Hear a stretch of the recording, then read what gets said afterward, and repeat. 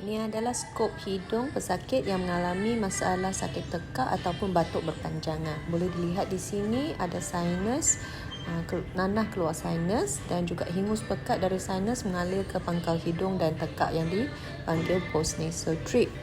Bukan sahaja itu, postnasal drip ini akan menyebabkan batuk dan juga radang tekak berpanjangan. So ini pesakit nombor 2.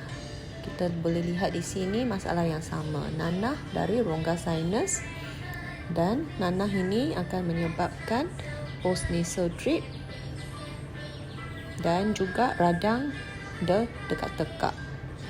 Ini pesakit nombor 3 adalah seorang budak umur 8 tahun datang dengan sakit tekak berpanjangan, dan dilihat di sini ada nanah daripada sinus. Bukan sahaja itu, nanah itu menyebabkan adenoid pun menjadi besar dan mengalami keradangan dan radang dekat tekak selalu.